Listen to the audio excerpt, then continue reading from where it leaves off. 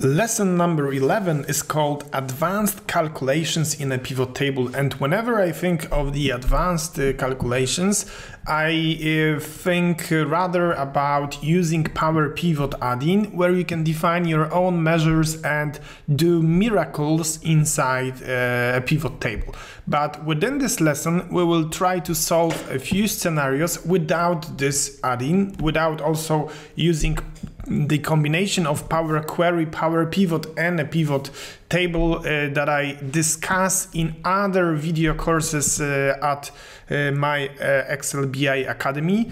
We will just concentrate on a simple pivot table right now, although at the end of this lesson I will also show the solution for the Power Pivot. And the first challenge we have right now is to calculate the number of unique customers by using the customer ID column for each of the regions.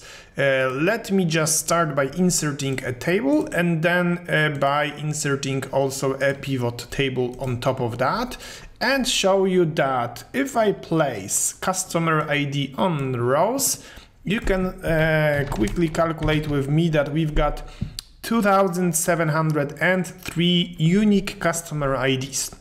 But I'm trying to use this on values shelf because I want to calculate what is the number of unique customer per regions. I could actually go to my source table and remove duplicates, but I'm trying to calculate everything just in a pivot table. And the first challenge we have is that we can summarize values by the count, sum, average that we saw. But the distinct count in Excel 2013-2016 was not available in here at all. Right now, after the recent update of Excel 365, I can see the distinct count that I'm interested in here, but I cannot pick it from the options, as well as you won't be able to pick it also from the extended list. And this is one of the limitations of a pivot table, but at some point of my journey through pivot table discovery, I find a way to solve this simple scenario by calculating how many times does this customer appear in general. But this is going to be not a standard calculation, because we start by dividing 1 by the count if formula, and within count if we want to take this customer ID and calculate how many times a specific ID appears on the list. You can see in here formulas specific to table. This is the whole column. This is my current row and currently selected customer ID. Once I hit enter, you can see that if the customer is on just once as my first customer, the how many formula gives us 1. But if we have a customer which is 5 times, you can see 1 divided by 5 gives us 0.2 for every row of the appearance.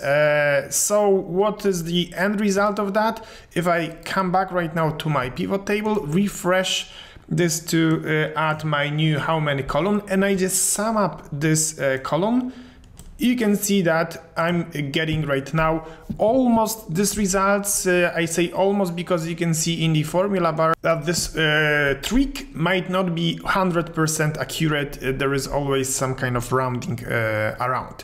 But this scenario is not as flexible as I wish, because it works for the region scenario, but maybe if I want to calculate this by year and region and make it more flexible, then this simple calculation is not going to work, and you'd have to all the time adjust this formula. The better solution, of course, is using the Power Pivot. There are many ways how you can insert data to the data model, but for this quick scenario, I'm just going to show you the button that you have also on the Creating Pivot Table window.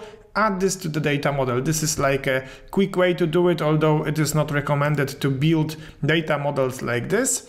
We've got a table. I'm just inserting a pivot table based on Power Pivot data model.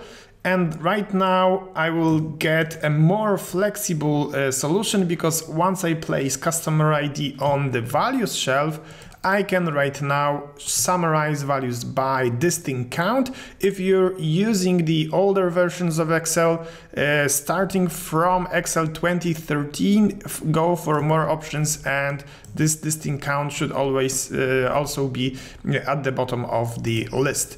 The result is exactly the same, 2703, but it's more flexible because I can slice right now the data within this pivot table in a more flexible way. This is just a small hint that the combination of Power Query and Power Pivot will thoroughly change your reporting, but to get to know those add-ins, I'm inviting you to other video courses at my academy.